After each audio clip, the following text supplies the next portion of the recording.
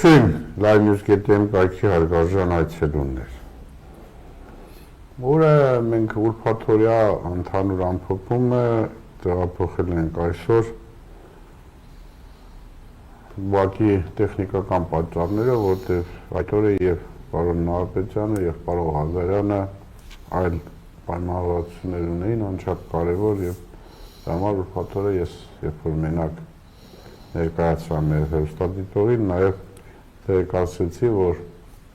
երկուշաբթի օրը, այսինքն այսօր պարոն Նահապետյանի եւ պարոն Ղազարյանի հետ ուրեմն միասին կամփոփենք անցած շաբաթը։ Իհարկե անցած շաբաթի մեջ, եթե ուրբաթօրը մենք ուրեմն ձեզ հետ հանդիպեինք, չէր լիներ ուրեմն ապրիլի 7-ը այրության, գեղեցկության, մեր խոսքով սրբությունների, մեր համար սրբությունների տոնը, հենց որ շնորհավորում ենք բոլոր տատիկներին, մայրիկներին, քույրիկներին, դուստրերին, թորնուհիներին, իրենց անմար, գեղեցիկ, քնքուշ, աշխարհում ինչքան լավ բաներ կա այդ ուրեմն կապակցությամբ, ձեզ ամենալավն ու բարին։ Ամեն ինչ տղամարդիկ պետք է անեն, որ իրենց տատերը, մայրերը, քույրիկները, կանայք, հարցները, աղջիկները, դուստրերը, թորնուհիները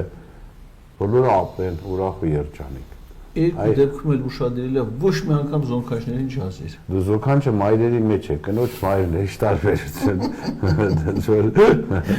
Լավ թող լինի դա զոնքանչներին է։ Հենց որ ձեզ համար։ Իհարկե այդ գեղեցիկ տոնից հետո այսօր առավոտյան ուրեմն այսօր ամսի 7-ն է։ Այո։ Տեսնում եք։ Հենց որ միասին չէինք շնորհավորել։ Էլի սկսեմ իմ փոքրիկ բուշոկով, որին փողոցային շները դաժանաբար հարձակվել վերեն եւ ուրեմն մի ոտ ամբողջությամբ վնասել էին հիմա հեծանքշոները հեծանքշող շները, այո։ Ես շատ իրեն դրանք շներն են հեծանքշող։ Հա ոչ շնչում բաժեցրածները։ Ուրեմն դե հարձակվել էին հիմա քանի որ գրկած հանուն ուրեմն այգին ման տալով այդտեղ հանդիպեցի մի կնոջ եւ մի տղամարդու, որ խոսում էին, մեկ էլ իրանք ասին ձեր անունը ինչ է, ներկայաց ասի Գառնիկ, Վայսագուլյան Գառնիկն եք, ասեցի հա, ասեց ես նախորդ ներողություն եմ խնդրում, բայց դու ասեմ այդ կինը, բարետես երևում է որ ժամանակ շատ գեղեցկուի աղջիկ է կամ կին է եղել։ Ասեց ես Նիկոլական եմ, հանկարծ Նիկոլից բան չասես, դու ասի Նիկոլի մերն էլ, հերն էլ, աղբերն էլ, քուրն էլ, հարսն էլ, իրանց տոներն էլ եմ շնորհավորում։ Անկեղծ տոնին շնորհավորեցի, ասի ձերն էլ հետն եմ շնորհավորում, նենց որ ապրիլի 7-է ամենալավն ու բարին, անկախ նրանից թե ումը ինչքան եք սիրում։ Հետագայում դե խոսում ես, երբ որ ասեց, որ Արցախը երբեք Արցախ չի եղել, նա միշտ եղել է Ղարաբաղ, Ղարաբաղը միշտ եղել է թուրքերին ու ազերիները, հայերը եկել գրավել են Ղարաբաղը, ասի իսկ Ղափանի մասին ինչ կասեք, ասում է դե Ղափանում էլ ապրում էին լիքը ազերիներ, իմ հարևաններն էին, ես էլ ընդեղի ունիվերմագի դիրեկտորն էի Ղափանի։ Եվ Քավլիցի մարդը իրավունք ունի ասեց, որ դուք խանգարում եք, թույլ չեք տալու, որ մեր Նիկոլը աշխատի, երբեք ասում է Երևանից Գորիս ու Ղափան ճանապարհ չի եղել ասֆալտապատ։ Մենակ Նիկոլի գալուց հետո էր, որ այդտեղ ճանապարհ սարքեցին ասֆալտապատ, հիմա մենք ասֆալտ։ Հիմա ինքը կարա այդ ճանապարհով Գորիսից գնա Ղափան։ Հա։ Ուղղակի թող գնա։ Եվ այն տղամարդն էլ հետաքրքիր է, որ իրան ուրեմն բան էր անում, տոն էր տալի։ Խոսացինք, վերջը Պուշոկիս ասի, Պուշոկ ջան, գնացինք, մենք ստե անելիք չունենք, այն ցեղակիցները, որ քեզ գզել են, երևի շատ ավելի խելոք ու իմաստուն են, քան այնպես որ ապրիլի 7-ին նաև այդպես դեպքեր են պատահում, ոչինչ, հարկավոր է մեծահոգի լինել, ու ինձ ասում էր, որ ես Սերժ Սարգսյանի ու Ռոբերտ Քոչարյանի կողմից խաբված մարդ եմ։ Գիտեք, սա ապշելու եւ զարմանալու երևույթ է, Այն ֆոնի վրա եւ այն հայտարարության վրա, որ անում է Հայաստանի արտգործ նախարարությունը։ Ընդ որում այդ հայտարարությունը հավատացեք, որ երբեք ոչ Հեյդար Ալիևը, ոչ Իլխամ Ալիևը, ոչ Ադրբեջանի արտգործ նախարարությունը այդպես հայտարարություններ չեն անում։ Ինչի են պահանջում Մինսկի խմբի լուծարում, ինչի հիմա ասենց աղաչում, ողբում, ոռնում, որտեղ իրենք հասկանում են, որ Արցախյան հիմնախնդիրը ավարտված չի։ Նույնիսկ եթե այդ հանձնաժողովը այդ բանը լուծարել, հավատացեք նորից էլի դա չի լինելու բան, այսպես կոչված ավարտված խնդիր։ Արցախյան հիմնախնդիրը կավարտվի մենակ այն ժամանակ, երբ որ այդ Արցախյան հիմնախնդիրը ստանա արդարացի լուծում։ Այն այնտեղ դառնա, ոնց որ դարձել է ուրեմն 90 թվականին վերամիավորվել է Հայաստանին, հետո իրան հռչակել է անկախ 89 թվականին կներեք։ Ոնց որ այդ հարցը մենակ նման լուծումով է, որ արդարացի լուծում կլինի։ Մնացած բոլոր լուծումները ժամանակավրեպ են եւ կյանքի երկարատևություն ունենալու ուղղակի իրավունք չունեն։ Բայց միևնույն է Հայաստանի գործող իշխանությունները Նիկոլ Փաշինյանի գլխավորությամբ ինձ համար անհասկանալի է, թե ում հրամաններն են կատարում։ Էլ ասենք ամերիկյան դեսպանի վարորդի, էլ թուրք-ադրբեջանական, էլ մենակ Իլհամ Ալիևի։ Բայց ինձ թվում է սրանց կաթի ու զաթի հետ, չգիտեմ ժողովուրդ հասկանում է թե զաթը որ է, սրանց ներարկված է թույն, հակահայկական թույն։ Ու որքան էլ որ խորանում ես, հետո հասկանում ես, որ չարա, մենակ Նիկոլին չէ։ Օրինակ նաև Նիկոլի ողջ թիմին, որոնք կառավարության անդամներ են, ազգային ժողովի պատգամավորներ են, այդ թույնը ներարկված է, էլի զաթի ու կաթի հետ։ Բայց երբ որ այսօր առավոտյան հանդիպեցի նաև այդ այսպես կոչված Ղափանցի կնոջը, որը եղել է Լևի ունիվերմակի դիրեկտորը ժամանակին Ղափանի,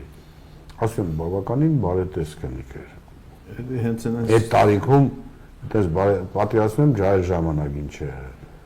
Աստված հոգի լուսավորի, դա հարցը մենագետ չի։ Ու բայց կան նաև սովորական մարդկանց մեջ չէ փաստորեն այդ թույնով վարակվածներ։ Դրանք ինչի են վարակվել, ոնց են վարակվել, օրինակ ես այդ կնոջ հետ կապված կարամ պատկերացնեմ, թե ինչ է, որտեղ այնց մեծ սիրով էր պատմում, որ ես որ օդանավակայանի մասին Բայց մեր հաղորդումը 23+, հա։ Բայց բան չեմ ասում, ես դա բան։ Չէ, բա որ ասում ես կարամ պատկերացնեմ, այդ արդեն դառավ 23+։ Սիրունատես Նասիր, Էմեկ Նասիր, Սաղասիր, թուրքերն էլ ասիր։ Չէ, ինքն էր ասում, որ թուրքերը ապրում էին օրինակ հիմա որ аэроպորտ կա, դրա անմիջապես հարևանությամբ ինքը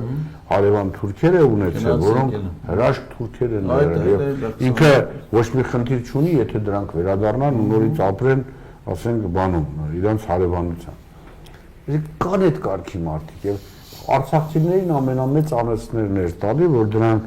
զբաղված են ել բացառությամբ թալանով, Հայաստանը կեղեքելով, որ դրանք ավելի վատն են, քան թուրքերը։ Սա ցավոք սրտի արկա է մեր հասարակության մեջ, արկա է։ Ղափանի թուրք ես տեսել։ Չի բացառվում, չի բացառվում, ես իրավունք չունեմ իր մասին, դե որտեղ ինքը ներկայացավ որպես հայ, ալմազգանն էլ ասեց, դե ղափանցիք կիմանան իրանց ունիվերմագի դիրեկտորը ով է եղել։ Ոնց որ այդ առումով ես բան չունեմ։ Պարզա։ Նա, գիտեք, իսկապես մեր հարևանությամբ պատերազմը անխուսափելի է։ Հիմա այդ հարվածը հիմա կհասցնեն թե երբ, ինչ է սպասվում դրանից հետո էլի հասկանալի։ Բայց հայաստանյան իշխանությունները այսօր ուրեմն ինչ են արել, ինչ է հիմա, օրինակ Իրանից թույլ չէին տալի, որ այս գառնանը մեծ քանակությամբ ծաղիկներներ մեր կրեին, հա, տարբեր կարգի գյուղատնտեսական ապրանքներ։ Հիմա առանց մաքսա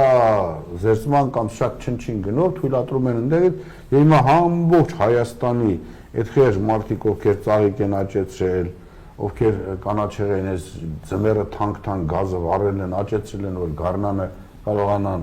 ուրեմն ինքնարժեքով գոյ։ Հիմա նույնիսկ ինքնարժեքից կրկնակի երակեպի ցածր վաճառեն։ Ինչ են արել սրանք։ Այս բրճի անգամ Պարսկաստանի հետ էս խոսակցություններն ելել է, դե Պարսկաստանի իմաստեյության իր արտադրանքը որևէ տեղ անել, հատկապես այս վերջին շրջանում Տրամպի գալուց հետո բավականին բարդացել է, այս անասունները իբր թե լավություն Պարսկաստանին այդպես մենք պարսիկների նկատմամբ լավ են թույլատրել են, որպեսզի այդ ապրանքը գա Հայաստան։ Հիմա շուկայում խայտարակ վիճակ է, Հայաստանի բոլոր այդ գործունեությամբ զբաղվողները մի կողմից հարկերը բարձրացնում է Նիկոլը, մյուս կողմից մարդկանց զրկում է վաստակելու հնարավորությունից։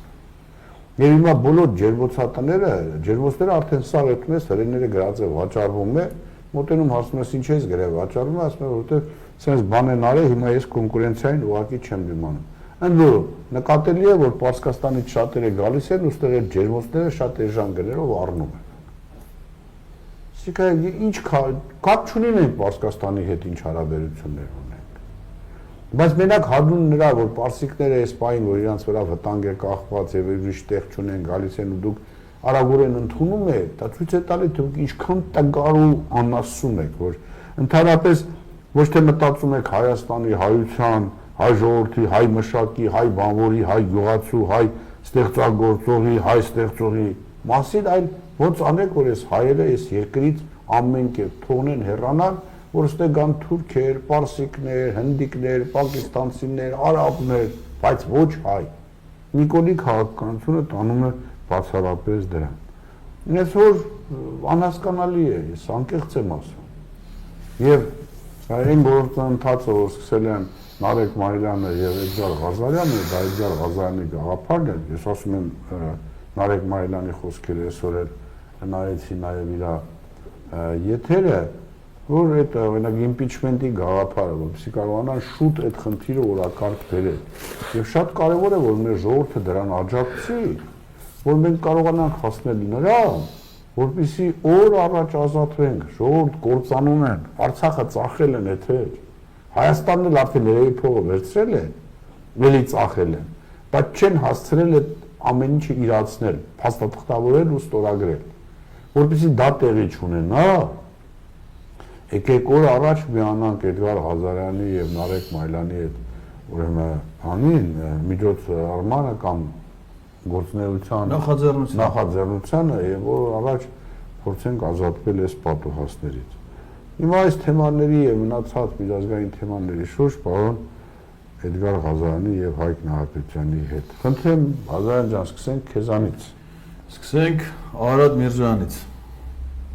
որովհետեւ այն հարցը, որ բարձրացրեցիք, ԱԳՆ-ի հայտարարությունը, եթե թույլ տաք, մատ ընթերցեմ այդ տեքստը, որովհետեւ դա շատ կարևոր է վերլուծելու համար։ Նախկինում քանիցս հայտարարել ենք, որ Ադրբեջանի հետ բանակցություններում Հայաստանն աշխատանքներ էր տանում Լեռնային Ղարաբաղի հայության անվտանգության եւ իրավունքների ապահովման, այդ թվում այդ խնդիրների հասցեագրման միջազգային մեխանիզմների ստեղծման ուղղությամբ։ Դրան էին միտված երրորդ երկրներում Ադրբեջանի եւ Լեռնային Ղարաբաղի ներկայացուցիչների հանդիպումների կազմակերպման ջանքերը, որոնք մերժվեցին Լեռնային Ղարաբաղի կողմից։ Լեռնային Ղարաբաղի հայության, բռնի տեղահանության եւ Լեռնային Ղարաբաղի լուծարման վերաբերյալ հրամանագրի հրապարակումից հետո խնդիրը դուրս է եկել Հայաստանի Հանրապետության եւ Ադրբեջանի Հանրապետության միջև միջպետական հարաբերությունների կարգավորման օրակարգից։ Հայտնել են ԱԳՆ-ից Ազատություն ռադիոկայանի հարցմանի պատասխան։ Ուրեմն տեսեք, քանի սուտ կա այստեղ եւ քանի վտանգ։ Առաջին, ասում է Հայաստանի իշխանությունները ջանքեր են գործադրել, որպեսզի Արցախահայության իրավունքները պաշտպանվի եւ այդ մասին Արցախի հայության եւ Ադրբեջանի իշխանությունների միջև ուղիղ շփումներ լինի երրորդ երկրներում։ Բացարձակ սուտ, որովհետեւ այդ ժամանակաշրջանում խոսքը արդեն 22 թվականի հոկտեմբերի 6-ից հետո ծավալվող իրադարձությունների մասն է, որովհետեւ մինչեւ հոկտեմբերի 6-ը Պրահայի հայտարարությունը Սենց թեմա ընդհանրապես չի քննարկվել, որովհետև Հայաստան Արցախի հետ կապ ունեցել եւ Արցախահայության իրավունքի պաշտպանության այլ հարց, քան այն ինչ որ իրանք ունեցել են նախապատերազմյան շրջանում, նույնիսկ չի քննարկվել։ Այս հարցերը առաջացել է Արցախը շրջափակելուց հետո, այսինքն 22 թվականի դեկտեմբերից հետո, փաստացի 23 թվականին։ 23 թվականին Արցախահայությունը ում է պիտի բանակցեր։ Ադրբեջանին։ Ադրբեջանը բռնապետական ուղղաձիգ կառավարմամբ երկիր, այնտեղ չի կարա գոյություն ունենա պաշտոնյա, որը պաշտոնա զբաղեցնում գալստուկա կապում ու իր կարծիքը տարբերվի նախագահ Իլհամ Ալիևի կարծիքից։ Դες բան չի կարա դերնի։ Իլհամ Ալիևն ասում է, որ Լեռնային Ղարաբաղ վարչական միավոր գոյություն չունի, այդ նույն ժամանակաշրջանում, որ Ադրբեջանը բազմազգ երկիր է, այդ թվում Ադրբեջանում ապրում են նաև հայեր, ինքը նկատի չունի մենակ Արցախը, ասում Ադրբեջանի այլ մասերում էլ հիմա հայերը ապրում են, եւ Արցախի հայերը, Լեռնային Ղարաբաղի հայերը, որոնք մնան ապրեն, պետք է ոչ մի նիշ անգամ ավել արտոնություն չունենան, քան Ադրբեջանի մյուս ազգային փոքրամասնություն։ Այսինքն 18 տարին լրացած ազգությամբ հայ Արցախի երիտասարդները պետք է ծառայեն Ադրբեջանի զինված ուժերում, ադրբեջանական իշխանություն պետք է հաստատվի Արցախում, ասում է Արցախ Լեռնային Ղարաբաղ վարչական միավոր գոյություն չունի։ Դա կոչվելու է Ադրբեջանի Մարտակերտի շրջանում, Ադրբեջանի Ասկերանի շրջան։ Նույն օրենքներն է, մենք ասում ենք մի սահմանադրություն ունենք, մի օրենքներ ունենք, եւ եկեք, եթե ուզում եք այդ երկրում ապրելու, եկեք մեր այդ բանակցեք։ Ընդ որում, այդ որ ասում են երրորդ երկրում սուտ ասում։ Այդ երրորդ երկրի գաղափար եղել է միայն Բուլղարիայում հանդիպման մասին, Արցախի նախկին պետնախարար Արտակ Բեգլարյանը հայտարարել է, որ իրենք արդեն տոմսերը առած պատրաստ են եղել գնան Բուլղարիա հանդիպման, Ադրբեջանը չեղարկել է այդ հանդիպումը, որովհետև Իլհամ Ալիևը ասում էր, որ Ադրբեջանի ներկայացուցիչների, ընդ որում դրանք պաշտոնական ներկայացուցիչներ չէին, ինչ-որ Մելի Մեջլիսի մի հատ падգամավոր հանդիպումը Լեռնային Ղարաբաղի հայ համայնքի ներկայացուցիչների, դու դա ոչ Արայիկ Հարությունյանն էր, ոչ ազգային ժողովին, այսինքն հայ համայնքի ներկայացուցիչ կարան հանդիպեն միայն Եվլախում։ Եվ այդ հանդիպումներն էլ եղել է երկու անգամ։ Մի հատ մինչև սեպտեմբերի 19-ը, մի հատ սեպտեմբերի 23-ին, այսինքն արդեն Արցախի վրա ռազմական ագրեսիայից հետո քննարկվել է ընդամենը արցախայության ֆիզիկական բնաջնջումից պաշտպանելու դուրս բերելու վերաբերող հարցերը։ Այսինքն սուտ են ասում, որ սրանք արցախայության վերաբերել հարց են քննարկել։ Իսկ հիմա ինչ են ասում։ Ասում է Լեռնային Ղարաբաղի լուծարման վերաբերյալ հրամանագրի հրապարակումից հետո այդպիսի հրամանագիր չի հրապարակվել։ Այդ հրամանագրի մասին խոսակցություններ կան, որ նման հրամանագիր է եղել, որ նման հրամանագիր ստորագրած լինի Սամվել Շահրամանյանը։ Սամվել Շահրամանյանն ասում է, ես ստորագրել եմ ապօրինի հրամանագիր ուժի ճնշման տակ, որպեսզի Արցախահայությունը ցեղասպանությունից փրկվի։ Եվ ինքը ասում է, որ այդ հրամանագիրը Արցախի նախագահի պաշտոնական կայքում չի հրապարակվել, Արցախի պաշտոնական տեղեկագրերում չի այսինքն դա հրապարակված հրամանագիր չի։ Երկրագնդի վրա դեռևս չկա մի մարդ, որ իր աչքերով այդ հրամանագիրը տեսել է։ Միգուցե ինչ-որ մի թուղթ ստորագրել տվել են Ադրբեջանի իշխանություններին։ Հրապարակված հրամանագիր չկա։ Հիմա դու Արարատ Միրզա, Սամվել Շահրամանյանի իշխանությունը լեգիտիմ ես համարում, նրա ստորագրած փաստաթուղթը լեգիտիմ ես համարում, հա? Ու դրա վրա գործողություններ ես կառուցում։ Բայց չես ասում Սամվել Շահրամանյանը ուր է հիմա, ինչ կարգավիճակ ունի, եթե նա օրինական նախագահ էր։ Իդեպ Արցախի սահմանադրությունը իրավունք չէր տալի նախագահին նման հրամանագիր ստորագրելու, այսինքն ինքը իր բնույթով ապօրինի հրամանագիր էր, Սամվել Շահրամանյանն ինքն էլ ասում որ դա ապօրինություն է։ Ընդամենը ասում է կար ցեղասպանության վտանգ, Հայաստանը ձեռքերը լվացել էր Արցախից, ռազմական օգնություն չէինք ստանում, Արցախի վրա եղել է ռազմական ագրեսիա, ժողովրդին ցեղասպանությունից փրկելու համար ժամանակին խնդրել ժողովրդին դուրս բերելու։ Իդեպ Արցախի ռազմաքաղաքական ղեկավարությունը մնացել է որպես պատանդ, նախագահները դրա համար են մնացել։ Վերջինը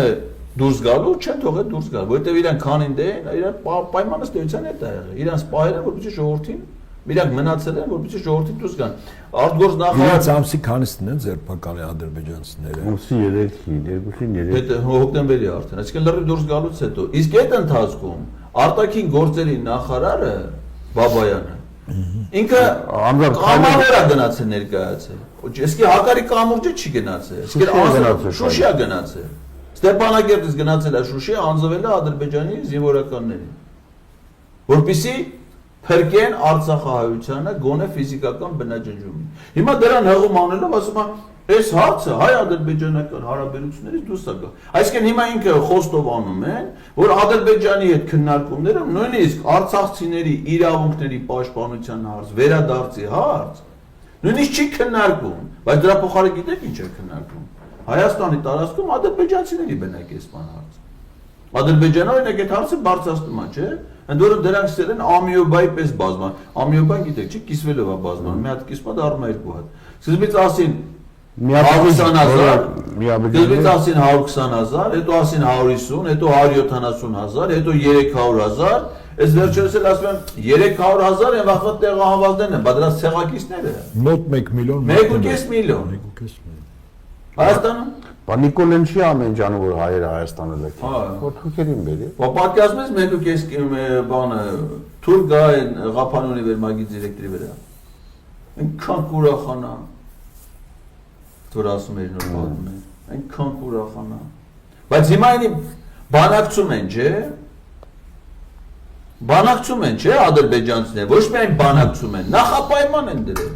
Ասում է հայ-ադրբեջանական համաձայնագրի ստորագրման նախապայմաններից է սահմանադրության ընդունումը, ադրբեջանցիների բնակեցումը Հայաստանի տարածքում, նրանց անվտանգության երաշխիքների ստեղծումը, Միսկի խմբից էլ հրաժարումը։ Դրանք նախապայմաններ են։ Իսկ հայկական կողմը ասում է մենք որևէ խնդիր չունենք, այդ հարց օրակարգից դուրս է։ Հիմա հարց առաջանում, բայց արցախցիները ինչ կարգավիճակ ունեն։ Դուք ասում եք, որ 070 կոդով անձնագիրը Հայաստանի քաղաքացու անձնագիր չի։ Չնայած անձնագիրը բացում ես այ մարդ Հայաստանի քաղաքացու անձնագիր է։ Հայաստանի քաղաքացու անձնագիրը, որի վերջին էջում գրած է. այս անձնագիրը հանդիսանում է Հայաստանի Հանրապետության սեփականությունը, անձնագիրը կրողի հովանավորն է Հայաստանի Հանրապետությունը։ Բայց դա Հայաստանի քաղաքացի չի։ Դրան այդ ազգագիրն չես տվել։ Ասում եմ ճամփորդական փաստաթուղթ են տվել։ Մի հատ բան կա, չէ՞, ներքին գործերի փոխնախարար են սարքեն, միգրացիայի վարչության պետն էր, անձնագրերի։ Ասում եմ դա ճամփորդական փաստաթուղթ է։ Ո՞նց է դրա անուն ազգանունը։ Չգիտեմ ինչ Ղազարյան, դե որ ազգանունը Ղազարյանն է, դες տպավորվել է, Պարսիվակի բարեկամներից է։ Բանը միգրացիա վիզաների վարչության պետն էր, հիմա դառնա ներքին գործերի փոխնախարար։ Ցանկացած անձնագիրը ճամփորդական փաստաթուղթ է։ Այդ ինչ ասելու բան։ Ցանկացած անձնագիրը տալիս է ներքին շրջանառության անձնաստատող փաստաթուղթը ID-ն է, չէ՞։ Անձնագիրը դրա համար է, որ սահմանապահն է նշումներ կատարի։ Բա որ ճամփորդական փաստաթուղթ է, Աբխազիայի քաղաքի այդ ասողը որ կա, այդ Ղազարյանը որ մեզ ասես Պարուսեվակի բարեկամն է Յանիմի, Պարուսեվակի բարեկամը կարող է տականքել լինել։ Հիմա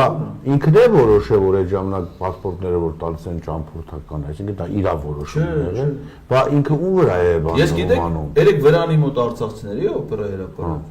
հանդիպել եմ արցախցու, որի անձնագիրը 001 է, տվողը, բայց ասում են դու էլի Հայաստանի քաղաքացի չես։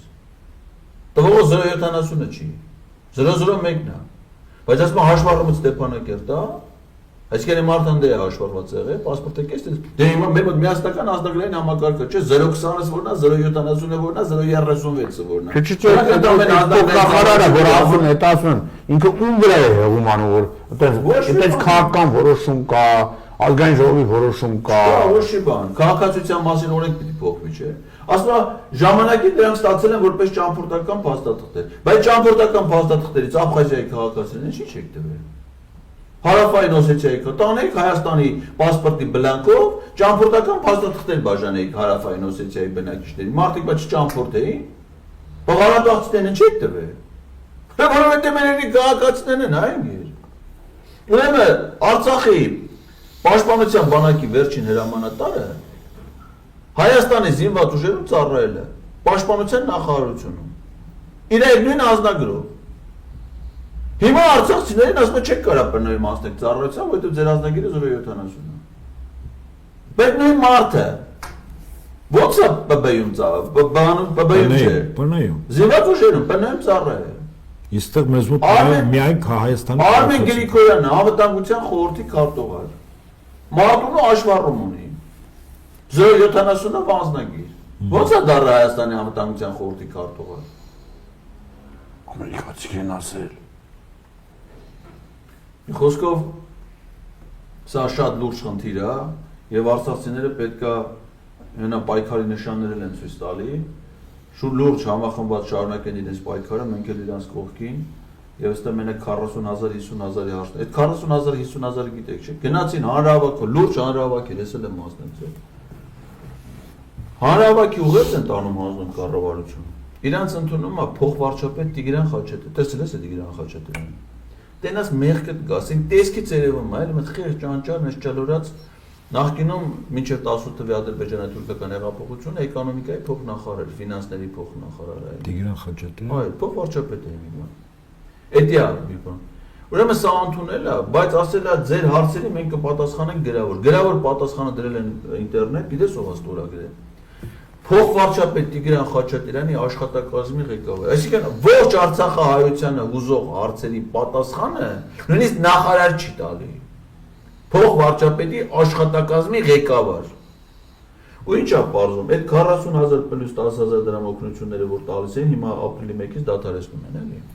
Այս սրայից փաթեթի ընդհանուր գումար ավելի քիչ փող է հիմա որ տալիս են, քան որ տարեկան գումարը, քան որ Հայաստանի պետական բյուջեից Արցախի կառավարության հատկացվել է բյուջետային վարկը։ Այսինքն այն ժամանակ Արցախին Հայաստանի բյուջեից ավելի շատ փող են տվել, քան հիմա արցախցիներին տալիս են Հայաստանի բյուջեից օգնություն։ Իսկ այդ մնացած գումարը։ Այդ չեմ ասում բանը ՊԲ-ն։ Տարբերությունը, բա ՊԲ-ի ծախսերը։ ՊԲ-ն լրիվ ՊՆ-ով է սրա չի մտնում։ Չէ, ես չեմ ասում մտնում, բայց դա եւս գումար է, չէ՞ որ տրամադրվում էր Արցախը։ Հիմա չկա այդ։ Այսինքն բավական մի կլորի գումար ակնհայտ է, ասենք 100-200 միլիոն դոլարի չափով, այս մարդիկ տակով են անում։ Այո։ Ինչ են տակով անում։ Ավտոներ են առնում իրանց համար։ Դա տակով անել չի։ Ուրեմն Նիկոլ Փաշինյանի կառավարական ամառանոցի 1 օրվա պահպանման ծախսը 1,700,000 դրամ է։ 1 օր է։ Մենակ իրա։ Կառավարական ամառանոցի պահպանման ծախսը 1,700,000 դրամ 1 օրը, որ ընդ ապրում է իր ընտանիքը Արադ Միրզոյանը, Սուրեն Պապիկյանը, այդ երեքը Ալեն Սիմոնյանի ընտանիքի մի մասը առանց իրա եւ 5 շուն։ 5 շուն կա այդ ամառանոցում, մենակ Նիկոլենց ընտանը։ Մի հատ շուն էլ Արադ Միրզոյանին են պահում, բայց Նիկոլ Փաշինյանին 5 շուն։ 1,700,000 դրամ օրեկան են ուտում սրանք։ Միակ ուտելու ծախսն է, թե առանց անվտանգության, առանց պետական պահպանության ծախսերի, այսինքն պետական պահպանության քանի ծառայող է հսկում, ընդ ինչքան աշխատավարձ են ստանում, մեքենաները։ Մենակ լույս, ջուր, ուտելիք, կոմունալներ, էլեկտրաէներգիա, տարածքի բարեկարգում։ քանի ընտանիք են դեմնում, 1,700,000, հա։ 3 ընտանիք։ 1,700,000։ 4, 3.5, հա։ 1,700,000 1,700,000 օրը։ օրը։ Հիմա արցախցիներին ասում է ես ամիսը $4,000։ Չէ, որ ընտանիք, ովքեր են։ Նիկոլ Փաշինյան, Նիկոլ Փաշինյան, Արադ Միրզոյան, Սուրեն Պապիկյան, Ալեն Սիմոնյանի կինն ու 2 երեխեք, Ալենը դա չի։ Ուրեմն Նիկոլ Փաշինյան, Արադ Միրզոյան, Ալեն Սիմոնյանի կինն ու երեխեքը։ Հա, ոչինչ, Այն որ 2 երեխա ունի այդ կինը, այնպես է։ Այսինքն հրապարակ թերթի գլխավորի Արմինե Օհանյանի աղջիկը թորների հետ։ Ալեն Սիմոնյանի կինն ու երեխեքը եւ Պապիկյան Սուրոն։ Պապիկյան Սուրեն։ Սուրո։ Էս ինչ երեխեք ունի։ Մի աղջիկ ունի։ Սուրեն։ Ուրեմն բանը Արմեն Գրիգորյանն դե չեն։ Բայց հանրապետության նախագահն էլ ընդ չի, Սահմանադրական դատարանի նախագահն էլ ընդ։ Նիկոլ Փաշինյանի ընտանիքը ինքնուկինն է, երեխեքս դե չեն ինչքան ես գիտեմ։ Աշոտիկը ոչ մեկ տեղեկություն չունի, թե այն որ Բերուտա ասած խոսում ենք, հարցեցաս ինչով է զբաղվում, ասած բերուտագործի մոտ Միրոբը 5 հոգի իրանց թե չէ, հետո Արադ Միրզոյանը քանի ընտանիքում քանի հոգի է։ 2 երեխա ունի, մի կնիկ 2 երեխա։ Այս 4 հոգի իրանք են, պլյուս 4։ Ուրեմն Ալեն Սիմոնյանը պլյուս 3 եւ Պապիկյան Սուրոն պլյուս 3։ 3, այո։ Այսինքն ընդհանուրը 15 հոգի։ 15 հոգու վրա այս շները չենք հաշվում։ 15 հոգու վրա $4,500 ծախսում, այսինքն ամեն մի ընտանիքի վրա օրական $1000 ծախսում է պետությունը դրանք մենակ ուտելու վրա։ Ուտե սպասարկողներ, ասենք հիմա օրինակ Նիկոլ Փաշինյանը ցույց է տալի, որ իբր թե հիմա ճաշնա կնիկն է։ Իդալ կնիկն է ճաշնա։ Այդ բանկերս Կողակիցը, հա։ Զուգընկերը ճիշտ եք ասել։ Ընկերուի չի, զուգընկեր, դրանց մոտ ընկերուի չկա։ Զուգընկեր, այդպես է։ Հիմա բայց դրանք ասենք այդ տնտեսության մեջ այդ 1 միլիոն մտնում է, ասենք սրանց խոհարարների աշխատավարձ։ Խոհարարներ։ Կարող է հետաքրքիր է։ Մատուցողներ կան։ Այդ $1000 ամեն մի ընտանիք փաստորեն օրական օրը։ Ասենք $1000 դասող մարդ կա, ամեն ամիս աշխատում է, ամիսը ամեն օր աշխատում է, չէ, առավոտը շուտ է $1000 է շատ։ Շատ, ու 1200 ամեն մի ընտանիքի վրա։ 4.5-ը 200 հաշվենք աշխատավարձ։ Այն մնացած աշխատավարձ 1.700.000 դրամը բաժանում ենք 380-ից ստանում ենք 4470։ Դե ես $470 ասենք աշխատավարձ, մնացածը մարդը $1000 օրական ընտանիքը։ Այո։ Հիմա իրանք օրական այդքան ուտում են։ Իսագուլա դու շնորհակալություն հայտնի որ դու հաշվի որ այդ 1000-ը դու շնորհակալություն տայտես որտեվ ամեն ընտանիք կարող $10,000 ծախսել 15000 40 50 որ վերջը գնաց այդքան էլ կլինի ուզում ասեմ դու վագնից գայ $1000 բանում զղջտվելն է կառավարական իրանք աշխատանքի տեղը զղջտվում են ախրանա ունեն մեքենաներ բենզին բևակ ինչու՞մն է չէ ուզում եմ 말ես օրինակ այդ նախկին բանի դիրեկտորը Ղափանցիկ կնիկը որ իր ամբողջ մարմնով պատրաստել հանուն Նիկոլի տանկի տակ պարկել այսօր կամ մի 2 միլիոն թուրքի տակ ինչ է ասում իմանա որ այս ընտանիքները ամեն մեկը քեզ մարդիկ ուտելու ցամաք հաց չունեն օրը առնվազն $4-5,000 դրանք իրանց ամեն մեկի վրա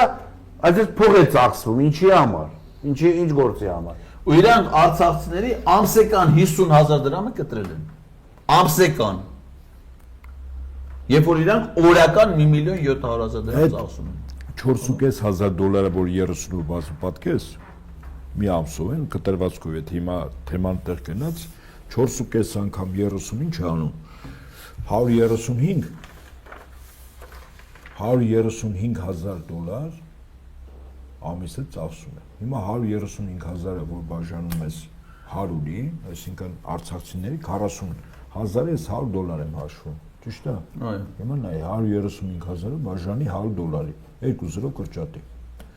այսինքն 1350 ընտանիք այո ամսական Պարզա թող մեզ դասողները բարձ պատկերացնեն սա այնքան մարուկ է Փաշինյանի լափած փողերի համար հա այդ խանութների ցանցը ռեկետանել սրա մեջ օրինակ Նահապետյան ջան չկա ավտոները ասենք հիմա Աննա Հակոբյանի ծառայողական մեքենա 135,000 դե $150,000 տվել եմ այդ նոր Lexus են առ 2023 թվին 23 թվի արտադրության ես անձամբ եմ հարցում արել պետական օրինակ ինձ հետաքրքիր գաղտնիք է ասեմ ինչ ավտո է կառ Աննա Հակոբյանի համար ասում գաղտնիք ասում ինչ արժե դա ասեք ինչի է գաղտնի Սամալյոտը տանգա ինչ ասեք ինչի է գաղտնի չէ դրա գինը բանը Lexus-ը Հետո էցի որ իմ հարցումից հետո այդ մարդու կնիկ որ ոդքասթ են անում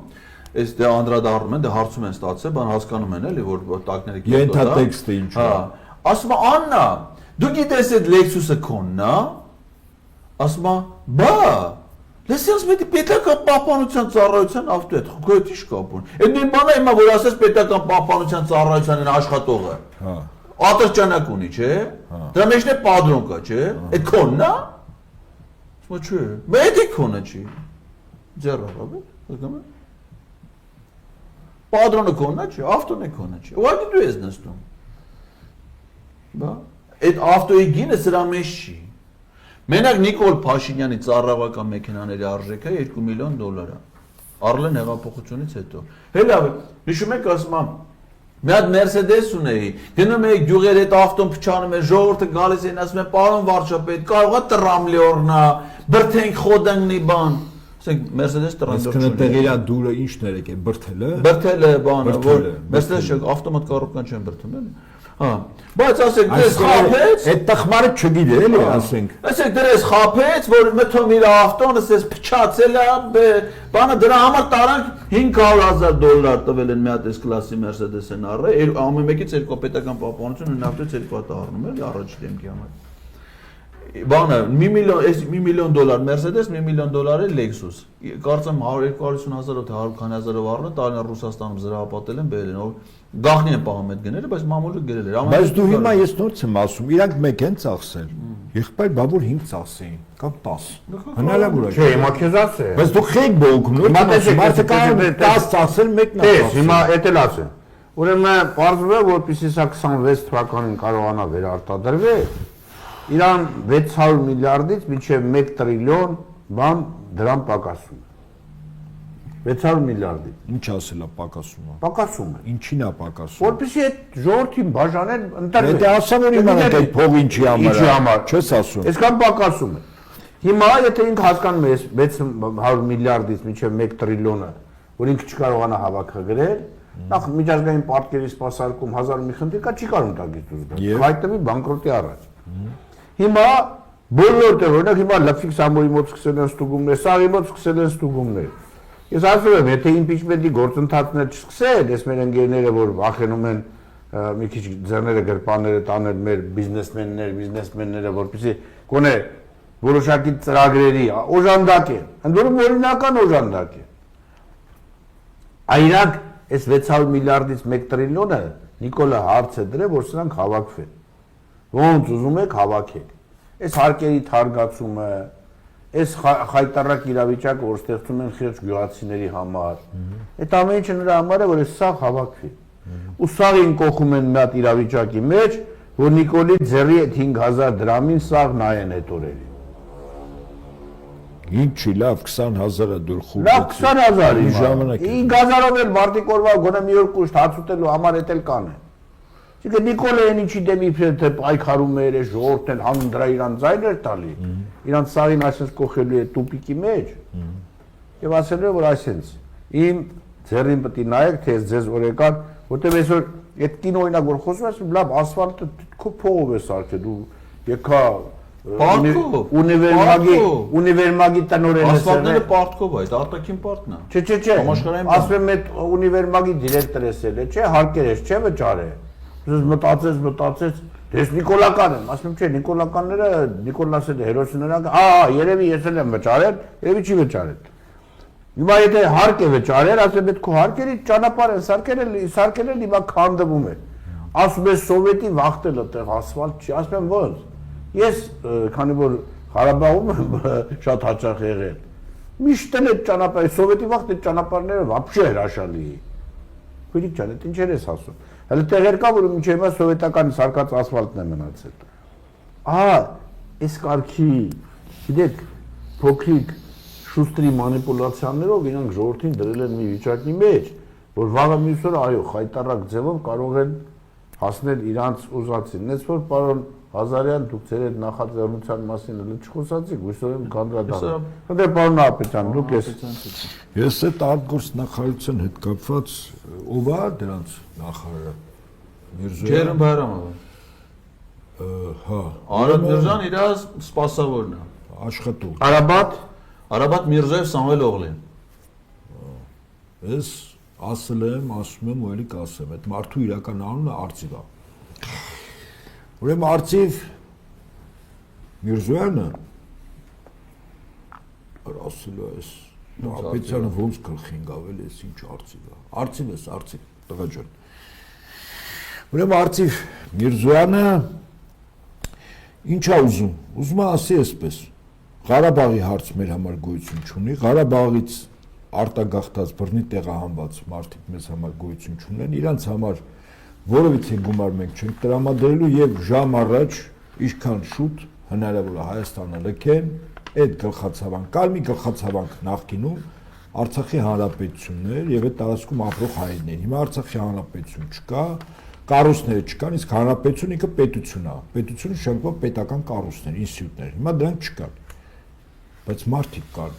Հիմա իրանք շատ տրիվիալ բան են, հարցի լուծում են ուզում տալ։ Այսինքն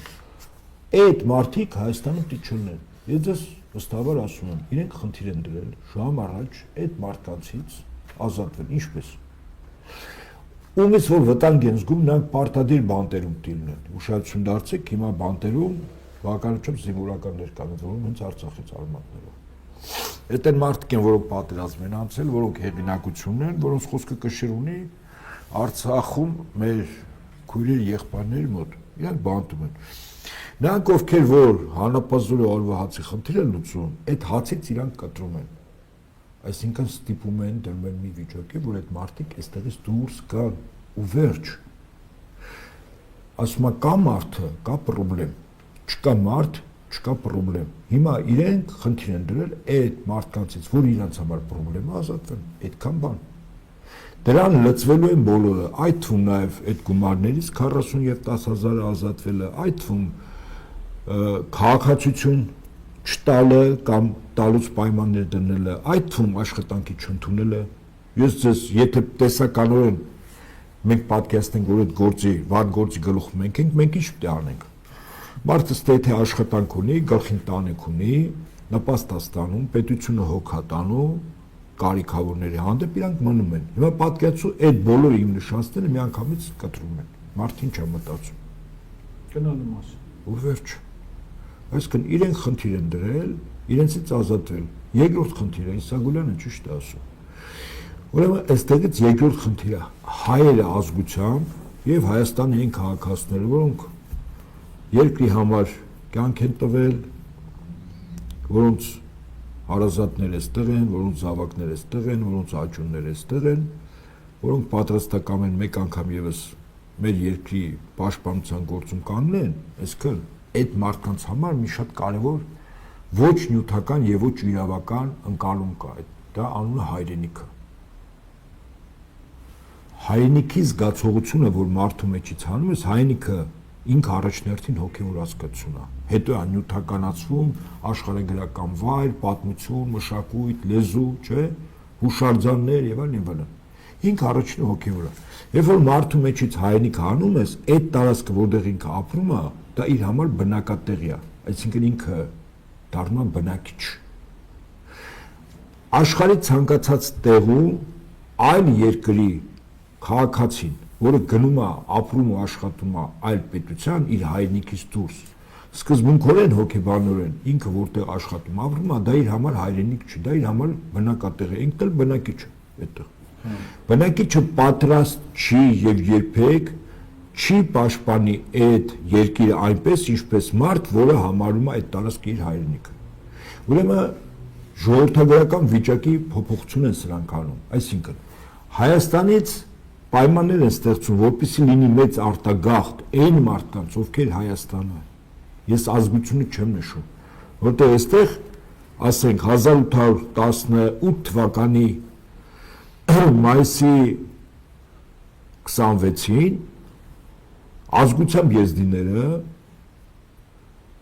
կոնկրետ երկու մարդու առաջնորդությամբ Ուսուբեյ Ջանգիր աղա իրավունք իրենց գալիք բոլոր սերունդներին իրավունք տվեցին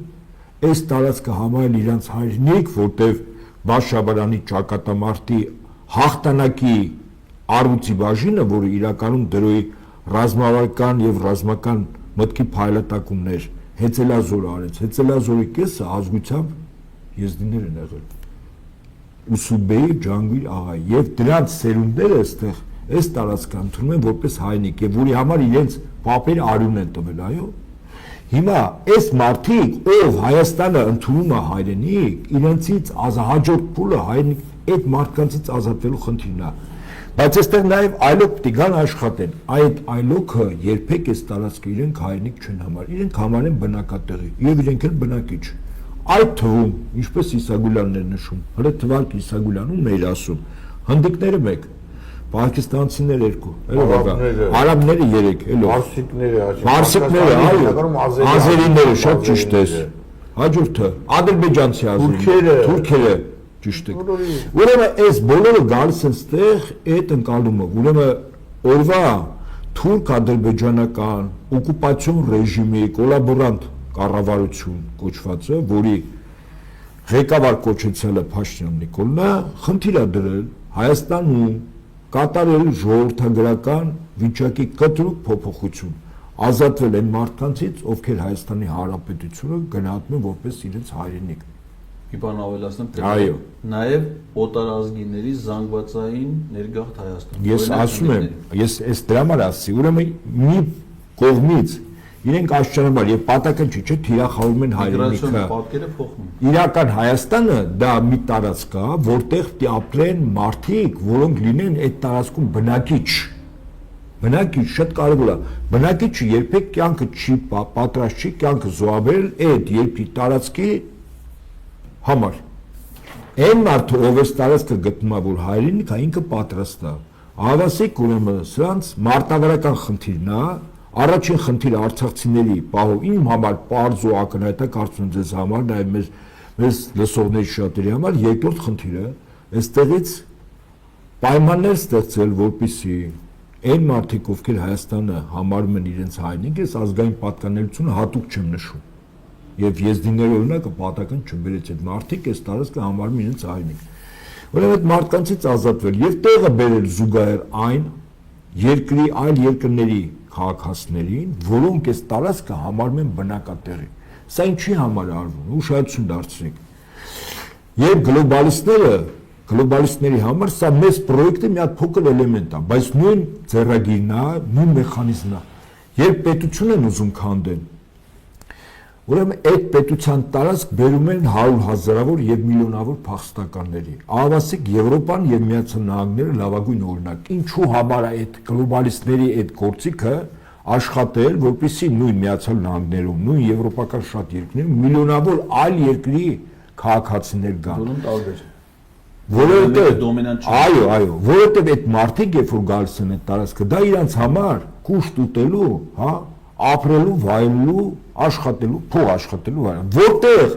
որ պահին, որ մի քիչ նեղություն է լինում, այդ մարդը չի ձգտում նեղությունը ախտարի, եթե անվտանգային խնդիր կա, ինքը դուրս է գալիս, որտեղ իր համար դա հայրենիք չի, բնակատեղի է, հա։ Եվ պատական չի, որ ԱՄՆ-ի նորընտիր նախագահը առաջին քայլը արեց ոչ թե Ուկրաինայում խաղաղություն հաստատելու, այլ միգրանտներին դուրս դնելու, ինչու, որտեղ միգրանտները քանդում են պետությունը, որտեղ միգրանտները տարբեր երկրներից եկած Միացյալ Նահանգներ, դա 300 տարի, 250 տարի առաջվա ամերիկացին չի, որի սերունդներ, որոնք արուն են թափել, որոնք բրիտանական որպես գաղութ Բրիտանիայից ինքնիշխանություն են Ջորջ Վաշինգտոնի ժամանակ վերցրել եւ պատրաստ են այդ տարածքի համար կյանք տալ։ Այնտեղ պիտի գան փախստականներ, միգրանտներ, որտեղ այդ տարածքը ընդհանրապես բնակատեղի է, տանիք, աշխատանք, հաճույքներ։ Մի քիչ վտանգ դուրս են գալ, չէ՞, շատ բնական է։ Եվ հիմա այն ինչ որ սա կատարում է, դա գլոբալիստների ծրագիրն է, երբ որ ամբողջական առումով կատարում են եվրոպական երկրներում, կատարում են նաև որտեղ Միացյալ Նահանգներում։ Հիմա նույն բանն է սա անում։ Այսինքն ինքը, եթե մեր քաղաքական ընդդիմությունը կամ էլիտան, ես ընդդիմություն չեմ ուզում ասել, այն անձինք, որոնք համարվում են եւ իրաց գիտելիքով, կենսափորձով, անցած ճանապարհով ցույց տված արդյունքներով զբաղեցած պաշտոնով էլիտա, այդ էլիտան պետք է հրաշալի հասկանա, որ օրվա իշխանությունները խնդիր են դրել Հայաստանը մաքրել այն մարդկանցից, անկախ ազգային պատկանելությունից, իհարկե ճնշող մեծամասնություն հայեր են դրանք լինելու, որտեղ հավարա մոնոէթնիկ երկիր ենք, հա, որոնք այս տարածքը համարեն հայրենիք եւ թիրախավոր հայրենիքը, որը պիտի դառնա նաեւ գալիք սերունդների, իսկ իրանք այդ որ թիրախավորում այդ քարշությունը գալիք սերունդների վրա դառնա բնակատեղի, որ պայն բնակատեղի, ուրեմն դա կոչվում է ուրեմն ազատ, ուրեմն աշխատանքային ուժ, դա եւս գլոբալիստների ծրագիրն է, այսինքն ստրկատիրական համակարգը իրենք վերացում են հետեւյալին, մարդը պիտի չունենա ընտանիք, կապվածությունը ազգային պատկանելություն, կապվածությունը, հայրենիք, ազգային պատկանելությունը եւ ինքը դառնա որպես աշխատուժ։ Դա գլոբալիստների ծրագիրն է, համաշխարհային տիրապետության համար պետությունները պետք է քանդվեին եւ մարդիկ ազատ տեղաշարժ ունենային, որտեղ ցանկացած տարածք իր համար դառնում էր բնակատեղի։ Հստակաբար, ընդ որ մեզ հարբեցող ծաղրացում մի անգամ այս թեմայով խոսեց, ես չգիտեմ, ես ուշադիր եմ լսել, ինքը այդ ազատ բանվորական ուժի կամ աշխատող ուժի տեղաշարժի մասին ասում էր հայրս պիտի գնանք դուրս աշխատենք, որտեղ կհաց այնտեղ կաց։ Աշխատենք, հələ այդ ժամանակ այդ բանը ձևում չկար։ Դուրսը պիտի գաս տեղ աշխատի։ Իսկ դա գլոբալիստների գլոբալ ծրագիր է, որտեղ մարդկանց հələ ժամանակ Տրամպը չէր եկել իշխանության, երբ որ ինքը խոսում էր, բավական լավ եմ հիշում, որ այս մեխանիզմին բավականաչափ տիրապետում էլի։ Եվ մեր երկիրը դարձնելու են, այո, տարբեր ազգությունների, այստեղ խնդիրը նույնիսկ ազգությունները չի։ Խնդիրը, որ այդ մարդիկ, երբ որ եկան Հայաստանը, երբեք իրենց համար հայրենիք պիտի չդառնա։ Ազատ տեղաշարժ։ Օրինակ 1, 2, 3, 4 սերունդ որ մնան, ասենք գերեզմաններ լինի, սրբավայրեր լինի, հավատքի իրենց տաճարները լինեն, որ արմատակալում են, իրանք արդեն զգացողությունը որպես հայրենիք են նայում։ Եվ հետաբար մի սերունդ տենց շարժ, երկրորդ սերունդը որ ծնվեց, կիսան շարժ, երրորդ սերունդը ամբողջովին տինենց անեն, որ տեղափոխվեն ուրիշներին բերեն։ Այս տարածքը եւ ոչ միայն էս։ Հիմա Տրամպը կոնկրետ առարկայապես ասեմ, Միացյալ Նահանգների նախագահ եւ այդ էլիտան, որ իր հետ եկել է իշխանության, իրենք այս ամենը հրաշալի հասկանում են, դա իրենց խնդիրը այդ միգրանտների մուտքը փակելն է, որտեղ միգրանտները քանդելու են պետությունը։ 1, 2 դառնալու են մարդիկ, որոնք Ամերիկա պետությունը իրենց համար հայրենիք չէ։ Հիմա նույնը անում է Փաշինյանը։ Բայց այստեղ ավելացնելով լրիվ համաձայնելով արցախցիներն ինչի են թիրախում, որովհետև շուտ ուշ, եթե իշխանության փոփոխությունը լինի, արցախցիների վերադարձի հարցը բարձրացվել է։ Այո, դա էլ հայկական մեր այո, հիմա իրանք ֆիզիկապես երբ կարան գնան, եթե ստելն են։ Իսկ եթե դա արցախցիները ստել չեն, ասեք Կրասնոդարը, ցակուցերի Ֆրանսիայում է, մի մասը Ամերիկայում է։ Հիմա հնարավորությունը ստեղծվել է իրանց գնալու, իրանք չկան։ Ուրեմն չեն գնա։ Ճիշտ է։ Դրա համար առաջին հերթին թիրախում են, դրա համար քաղաքացիություն չեն տալի, փաստաթուղթ չեն տալի, նպաստ չեն տալի, ասում են, որ Հայաստանից գնան, որ հետ վերադարձի ֆիզիկական հնարավորություններն է սպառվի։ Ճիշտ է։ Ես համակարգ եմ։ Սա է իշխանությունների հիմնական բանը։ Ես կուզենայի մի քիչ ձեր նախաձեռնության մասին կանոն։ Մեր նախաձեռնությունը, ճիշտ ասած, մեր նախաձեռնությունը չի։ Դա Հայաստանի Հանրապետության սահմանադրության իրավակարգավորումն է։ Այսինքն այդ նախագծի հեղինակը ես չեմ, գաղափարի հեղինակը ես չեմ։ Սահմանադիրն է, ժողովուրդը։ Ինչ է ասում մեր սահմանադրությունը։ Ասում է, որ այս երկիրը խորհրդարանական երկիր է, միակ ընտրությունով ձևավորված իշխանության մարմին համապետական ազգային ժողովն է։ Ազգային ժողովը այն մարմինն է, որը ձևավորում է կառավարություն եւ կարա փոխի կառավարությանը։ Դա ինքնանպատակ չի։ Կառավարությունը, որը հաշվետու է ազգային ժողովին, իրականացնում է պետության ներքին արտաքին քաղաքականությունը բացառապես կառավարության գործունեության ծրագրի հիման վրա, որը հաստատում է ազգային ժողովը։ Ազգային ժողովն էլ վերահսկում է կառավարության գործունեությունը։ Եթե ազգային ժողովը վերահսկողության ընթացքում տեսնում է, որ կառավարությունը իր գործունեության ծրագիրը չի կատարում, սահմանադրությունը նախատեսել է կառավարության անվստահություն հայտնելու ինստիտուտ։ Հիմա ասում քանի որ այս կառավարությունը պետք է անվստահություն եք հայտնել, պետք է լինի նաև վարչապետի տեխնացու, որ միաժամանակ այս վարչապետին փոխարինին նոր վարչապետ գա իրականացնի կառավարության գործունեության ծրագիր։ Պարզ սահմաններ, որ տրված է սահմանադրության մեջ։ Հիմա ասում որպեսզի ազգային ժողովը հասկանա այս կառավարությունը լավ աշխատում թե չէ, ընդամենը մի սահմանափակում է դրել։ Մի տարի։ Ասում մի տարի անվստահություն չասիններ չէ, կառավարությունը ձևավորել է, մի ամիս հետո ասես անվստահ չէ։ Մի տարի թողեք աշխատենք դա։ Մի տարի թողնում ես աշխատում են, մի տարի հետո նրա աշխատանքի արդյունքները համադրում ես կառավարության գործունեության ծրագրի հետ։ Եթե չի համապատասխանում, միանգամից սկսում ես անվստահության գործունեություն։ Դա իրենց պարտականությունն է։ Հիմա 2022 թվականի օգոստոսի 2-ից, դա տարին է, Նիկոլ Փաշինյանի տարին էր։ Պաշտոնավարն։ Տարին լրացա, արդեն պիտի նայես իր ծրագիրը։ Նայել են, ես էլ օգոստոսի 23-ին այդ հայտնի հանրահավաքում անկախության հռչակագրի ընդունման օրը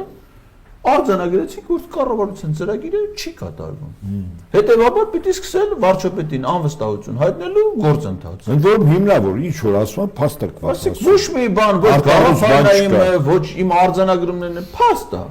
Հիմա եկել ենք ասում ենք ազգային ժողով, սկսեք վարչապետին անվստահություն հայտնել, չեն անում։ Այդ մենք ասում ենք ընդդիմադիր պատգամը դա լեգիտիմ ալիքը իրանցից է, պարտավորությունը բոլորինն է, այստեղ ԿՊՄՊ չկա, որում այդ որոշումը խմբակցություններով չի։ Ազգային ժողովի կանոնակարգով որոշումների մի խումբ կա, որը խմբակցությունն է կայացնում։ Բայց մնացած որոշումները ամեն պատգամավոր է կայացնում։ Օրինակ մարդու իրավունքների պաշտպանի տեխնացուին առաջադրում է խմբակցությունը։ Պատգամավոր չի կարող առաջադրի։ Դրա համար օրինակ երկու խմբակցություն ինտեգրացիոն առաջադրել են։ Այդ որոշումը խմբակցությունը կարող կայացնի։ Բայց վարչապետին անվստահություն հայտնելու նախաձեռնությունը Պատգամավորի է վերաբերում։ Մեկ պատգամավոր։ Մի պատգամավոր կարա դա սկսի։ Սահմանադրությամբ էլ ասում է ամեն պատգամավոր, չի ասում, այս խմբակցությունից ընտրված անդիմադիր, բոլոր պատգամավորները հավասար կարգավիճակ ունեն նույն իրավունքները։ Ասում է ամեն պատգամավոր առանձին վերցրած ներկայացնում է ողջ ժողովրդին, կաշկանդված չի հրամայական մանդատով որոշումներ ներկայացնում է սեփական խղճով համոզմունքներով։ Հիմա մենք գործ ունենք մի իրավիճակի հետ, որ այն մարդիկ, ովքեր մտածեն ԿՊ-ի խմբակցության մեջ, իրանք կաշկանդված են, այսինքն իրանք իրան սեփական խղճով որոշումներ չեն կայացնում։ Այդ մասին խոստովանել է այդ խմբակցությունից դուրս գալուց հետո ազգային ժողովի падգամավոր Հովիկ Աղազարյանը իմ մի ոդքասթի ժամանակ ասում է, ընդեր բռնապետություն է, падգամավորը թփր տալու տեղ չունի, WhatsApp խումբ ունենք, ասում է հաղորդագրությունները գալիս է, սենց կքվեարկեք, սենց կանեք, այս իշտեղը կեթալ, այս իշտեղը չէ, իսկ թույլ չեն տալի, որպեսզի падգամավորը իր սահմանադրական իրավունքը իրացնի։ Հիմա Անդիմադիր падգամավորներից մենք ինչի ունենք լեգիտիմ ակնկալ, որովհետև այդ մարդիկ 21 թվին որ ընտրվել էին, անկախ դրանից մարդը Հայաստան դաշինքին է ձայն տվել, թե պատիվ ունեմի, ոչ մեկ ուրիշ բան դրանցից չի ակնկալել, քան որ Տեթա Նիկոլին անեն։ Այդ իրանց հիմնական խնդիրն է եղել։ Իրանք երբ որ ընտրությունների մասնակցին ասում են գալիս ենք, որ հաղթենք Նիկոլ չլինի։ Եկան չհաղթին, Նիկոլ մնաց։ Հիմա երբ որ եկավ падգամավորական մանդատները վերցնելու ժամանակը, կարային չվերցնեին, չհրաժարվեին, չընդունեին, մանավանդ վիճարկել էին սահմանադրական դատան։ Որոշումը հետևյալն է։ Ասում են մենք մեր մանդատները վերցնում ենք մենակ մի նպատակով, որպեսզի փողոցային պայքարին զուգահեռ նաև ազգային ժողովի падգամավորի լիազորությունները եւս ծառայեցնենք այդ Անդրում առաջին գծի խրամը։ Մենք չվերցնենք, ուրիշ կվերցնի։ Մենք վերցնենք, որպեսզի այդ լիազորությունները հիմա գնացի մանդատները վերցրել են, փողոցային պայքարը դադարեցրել են, падգամավորի լիազորություններից բխող գործողությունը չեն անում։ Վարչապետին անվստահություն հայտնելու, ասում են չեղավ ժողովուրդ, այս չի լինի։ Դուք պիտի դա անեք։ Հիմա ասում եք ինչի դա չեք անում։ Ասում է տարբեր պատճառներ։ ԿՊ-ն ասում է դրան չի համաձայնվի։ Ասում եմ դուք համաձայնեք, հասնենք ԿՊ-ին, կերևա ԿՊ-ն կհամաձայնի, դե չի համաձայն։ Հələ որ դուք չեք ուզում դա։ Ասում եմ վարչապետի տեխնացու, ասում եմ վարչապետի տեխնացուի հարցը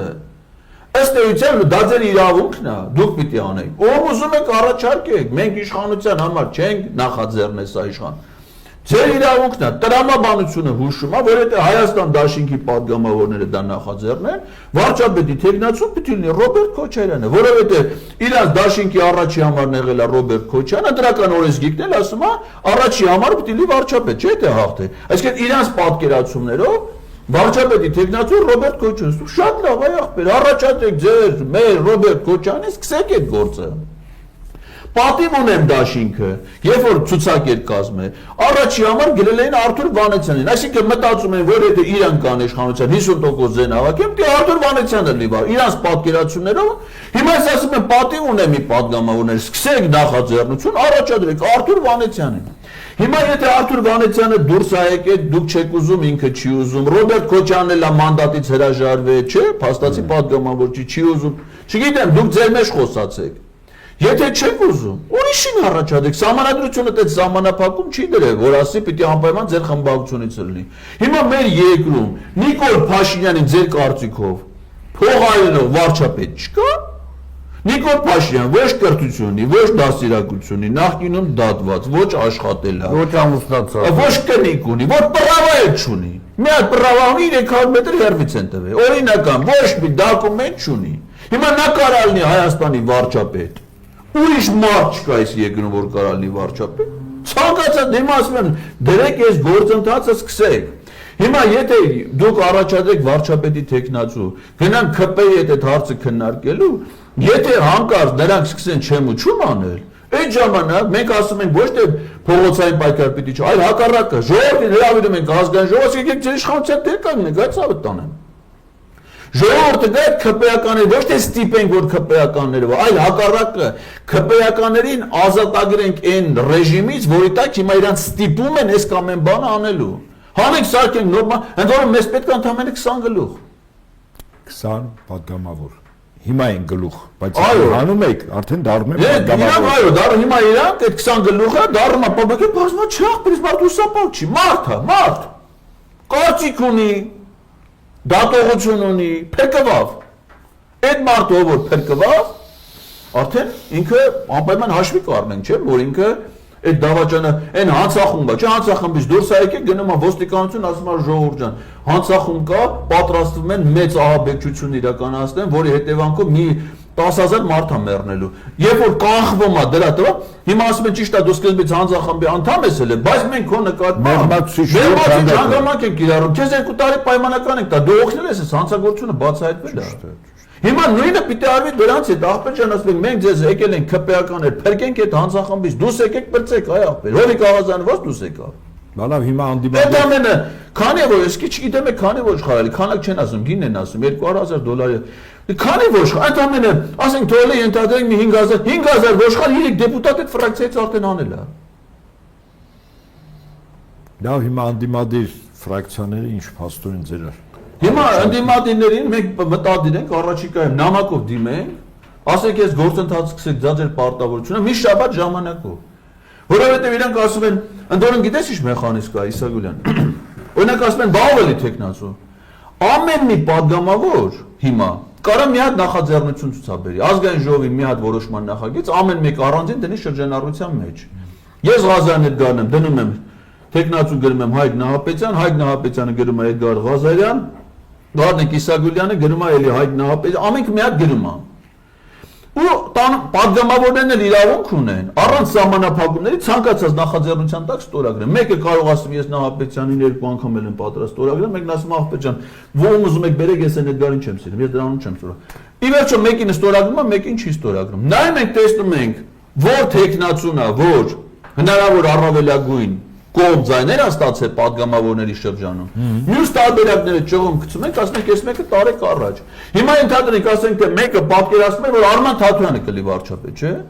Չի լինում, ասում են թե չի վարչապետ չի լինում, դու արդարադատության նախարար լինի։ Մեկը կառավարությունը կոլեգիալ մարմին է, դե բոլորը հավասար ձայներ ունեն։ Վարչապետը ընդամենը ղեկավարում է։ Մենք էլ հիմա չենք ետում է վարչապետ ընտրելու։ Մենք ետում ենք վարչապետին անվստահություն հայտնելու։ Ու այդ կառավարությունը պիտի ընդամենը մինչև 2026 թիվ պաշտոնավարի։ Ստեղ այնքան տրամաբանական է, այնքան պարզ է, ու ես վստահ եմ, որ այն ժողովուրդը, որը հավաքվել էր 2022 թվականի սեպտեմբերի 15-ին, հավաքվել էր 2023 թվականի սեպտեմբերին Արցախի բռնի տեղանության ժամանակ Հանրապետության հրապարակում, հավաքվել էր Սրբազան պայքարին 24 թվականի մայիսի 9-ին։ Մի քանի օր առաջ մի ժամով կհավաքվեն ազգային ժողովի բակը։ Երևանը 1,200,000 բնակիչ ունեցող քաղաք է, 100,000 մարդ, քաղաքի կենտրոնում կարող հավաքվի կես ժամ, Հայաստանի բոլոր մեծ քաղաքները Երևանի կենտրոնում մոտակայքում են, Էշմիածին, Հրազդան, Աբովյան, Չարենցավան, Արտաշատ, Մասիս, Արարատ, կես ժամ, այդ Արտաշատից Երևան կես ժամ է։ Մարդիկ զգացին իրանց ներկայության բան են փոխելու, գալու են։ ու տեր են կանգնելու իրանց իշխանության։ Հեսա կարա մի ժամ տևի, մի ժամ էս ամբողջ process-ը։ Եվ մենք ակնկալում ենք, որ այդ դառնա, որ մեր ընդդիմադիր խմբակցությունները այդ քայլին չեն գնում։ Դե տարբեր փաստմա ԿՊՆ-ը դեմ, ԿՊՆ դեմ կլինի, անիրատեսական է, ասում եմ լավ, էսի անիրատեսական է։ Ու դուք ուզում եք, չէ՞ Նիկոլ Փաշինյան, իրատեսականը ո՞րն է։ Ես չեմ ասում էդի հեշտ է, էդի շատ դժվար է, բայց հնարավոր է։ Հնարավոր։ Ու եթե մի բան դու ոչ թե դասես դժվարա չանես, այլ պիտի դժվարը անես։ Պիտի պայքարես բան փողես, ես խո հիմար չեմ, ես հասկանում եմ, չէ՞ որ էդի դժվար իրագործվող բան է, բայց ես ոչ թե դրա հետ հաշտվում եմ իրականությունը ֆիքսելով, այլ իմ նպատակը այդ իրականությունը փոխելն է։ Դժվարությամբ այո, դա կլինի։ Լավ, ինչ են մտածում մեր ժողովուրդը։ Վերջապես մարդուն, որը բոլորի աչքի առաջ մարդ է մորթում, եւ որը Հայաստանի բանտերում էլ չի, բայց Հայաստանը նրա նկատմամբ հետախուզում է իրականացնում, հա, միջազգային ատյաններով։ Հա, միջազգային հետախուզում էր, հիմա հանում է հետախուզումը Հայաստանը ինչի համար է հանում։ Որտե՞ղ։ Եվ որ Ադրբեջանը մի 100 հոգու նորից հետախուզման մեջ է դրել։ Այո, ճիշտ է։ Նորիններն ուզելու է։ Ադրբեջանը Հայաստանն հիմա այրին արխային մորթեք մեկ է ձեզ բանացել։ Չէ, հիմա Ալիևը այդ 85 տարեկան ծերունու տեսախցիկի առաջ իր գործողությունով այդ սպանության այդ կարգով որ արել է հիմա Ալիև այդ մարդուն ինչ բռնի դատի չէ տրամաբանորեն հիմա ստեղ ով է իշխում գործնականում ես որ ասում եմ թուրք ադրբեջանական օկուպացիոն ռեժիմի կոլաբորանտ կառավարություն։ Ալևը ոնց կար այդ մարդուն դատի։ Հիմա դու ասում ես Նիկոլ, դա ինչու ես հանե հայցը, չէ՞։ Իսկ ասում իսկ ինչու պետք է չհանի։ Ինքը չէ որ Ալևի կամքն է կատարում, ինքը Էրդողանի կամքն է։ Եվ ինքը պարտավորություն ունի կատարելու։ Իրան ասում են հանում ես։ Վաղը ասելու են Հայաստանի տարածքից այսքան տարածք այս գործողություններով այս պլանավորմամբ դի հանձնես, ինքը տալու է Իսագուլյան։ Պարոն Իսագուլյան, դուք եղել եք ապօրինի կալանքի տակ երկար ժամանակ։ Ձեր հարազատները զրկված են եղել ձեզ տեսնելու հնարավորությունից։ Օր է եղել, ժամ է եղել։ Մեղավորություն չունեք, դատանի վճիռ չկա, դուք մեղավոր չեք, չէ՞։ Ադրբեջանցի դիվերսանտը մտել է Հայաստանի տարածք,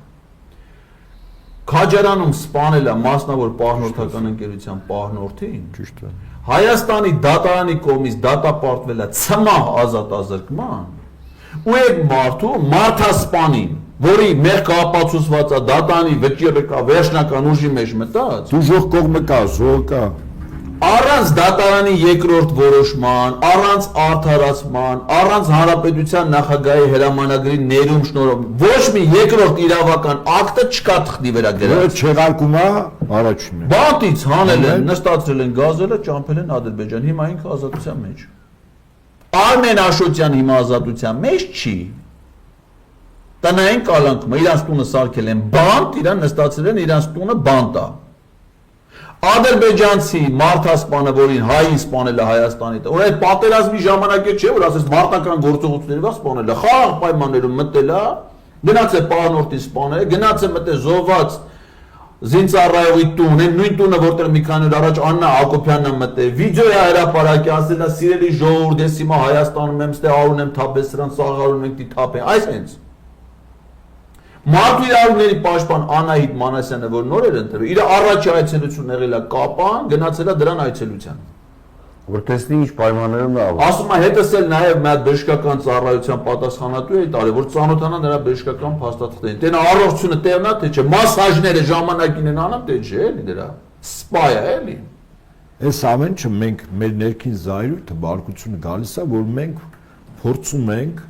գնահատել, թե ինչու Փաշինյանը չի կատարում Հայաստանի Հանրապետության վարչապետի պարտականությունը կամ կառավարության անդամները ինչու չեն կատարում, չէ՞, կամ վարչապետին առընթեր մարմինների ղեկավարները, չէ՞, մեր զայրույթը տեղից է չէ գալիս։ Ես էլ ասում մի պա այդ մեր ընկալումը դնում ենք մի կողմ, ասում ենք մենք ինչ ենք բողոքում, որ ենթադրենք ուժային կառույցների ղեկավարները չպիտի կատարեն Ալիևի հանձնարարականը։ Առընթեր մարմինների ղեկավարները ինչու պետք է չկատարեն Ալիևի հանձնարարականը։ Իհարկե պետք է կատարեն, ոնց կարող են չկատարել։ Ավասիկ Փաշինյանը ընդհանրապես միջնորդ է։ Ինքն էլ է Ալիևի հանձնարարականը կատարում ընդհանրապես։ Եվ մեր զայրույթները, որը բնական է, որտեղ մենք քաղաքացի ենք, ուզում ենք մեր երկրի կառավարիչը մեր շահերը սպասարկի։ Եղբայր այդ մարդը չի նստել այդ պաշտոնում, որ սպասարկի մեր շահերը, քաղաքացու ինքը նստել է եւ ինքը անում է Ալիևի ստրատեգիական առումով Էրդողանի հանձնարարականները։ Այդ ժամանակ մեր զայրույթը մենք դնում ենք մի կողմի վրա, էլ չենք զայրանում, ոչ էլ զարմանում ենք, այդ բոլորը այդ ներքին մեր ներքին հակասությունները, որը ամեն անգամ, հետո փորձում ենք օղակներ գտնել, ասենք անդիմադիր դաշնամեղավոր, ժողովուրդն է մեղավոր, քաղաքական էլիտան է մեղավոր, իրական էլիտան է մեղավոր, ռուսներն են մեղավոր, պարսիկներն են մեղավոր, Եվրամիությունն է եղբայր, այս ամեն ինչը տրամաբանված կլինի, եթե մենք գնահատենք, որ Փաշինյան Նիկոլը ի պաշտոն է, իրականացնում է մեր շահերը սպասարկող որպես երկրի կառավարության ղեկավարի գործառույթ, բայց այդպես չի, որ պահին մենք գնահատում ենք, որ ինքը իրականացնում է Ալիևի եւ Էրդողանի հանձնարարականները ամեն ինչ գալիս է իր տեղն անգամ։ Ընդհանրապես եւ մեր ընկալման մեջ փոխվում է հետեւյալը. եթե Փաշինյանը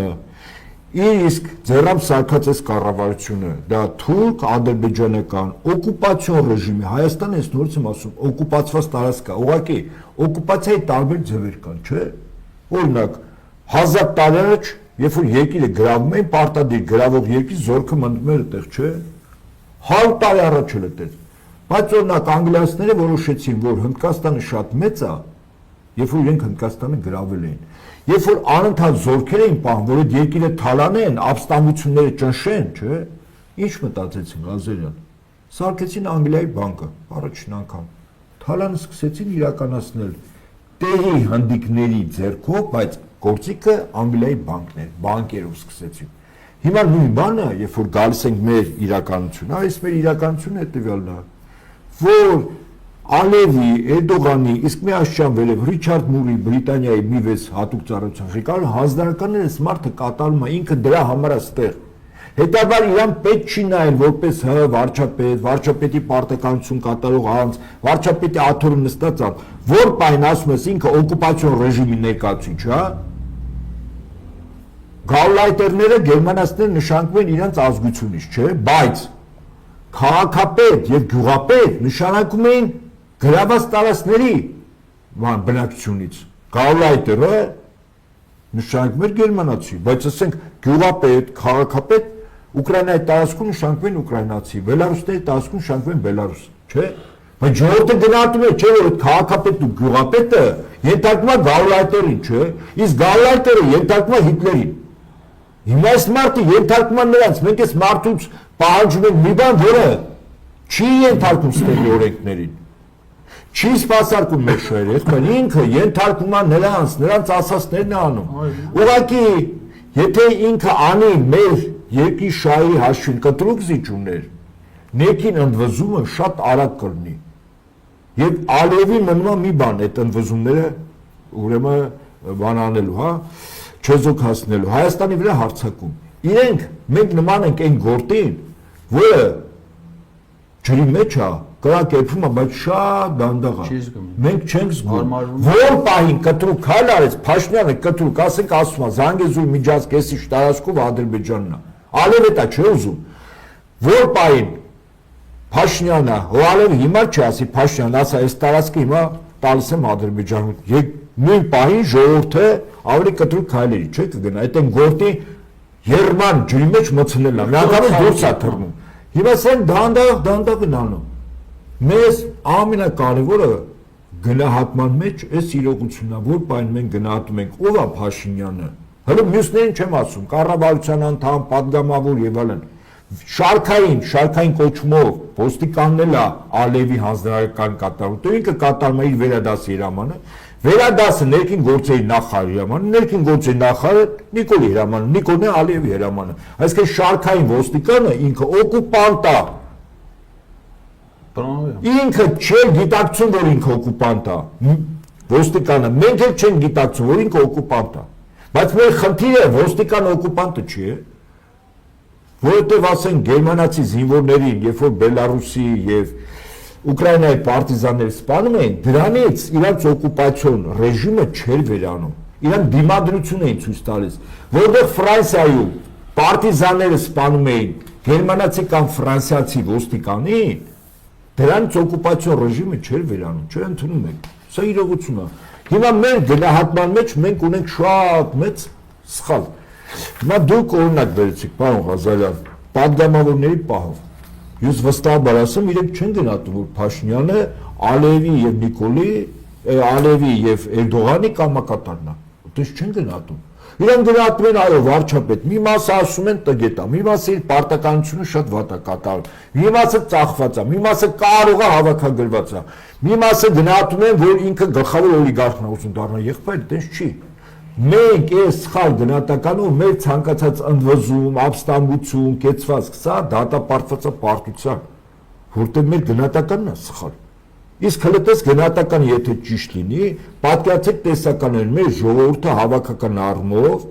իր էլիտան, քաղաքական, տնտեսական, ֆինանսական եւ այլն գնահատում են, որ Նիկոլ Փաշինյանը Ալիևի եւ Էրդողանի հրամանը կատարողն է։ Վերաբերմունքը միանգամից փոխվում է։ Այն ոստիկանը, որը ավտոմեքենայից մարդ է իջեցնում, ոստիկանը կարող է ինքը չգիտի, որ օկուպացիոն ռեժիմի ներկայացուցիչ է, բայց եթե քաղաքացին գիտի, ես կարծում առաջին ռեակցիան գիտեք որն ալնելու, ասելա թուրք ոստիկան ես դու։ Ազգությամբ հայ, բայց դու թուրք ոստիկան ես։ Ֆունկցիաներով թուրք ոստիկան ես, դուք պատկասում եք դրանից հետո այդ թուրք ոստիկանի նկատմամբ, իր ընտանիքի անդամների նկատմամբ մեր ժողովրդի վերաբերմունքը ոնց է լինելու։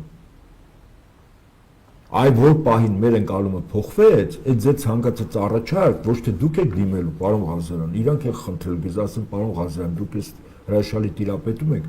եկեք ժամ առաջ այդ մտցնեք օրակարգ։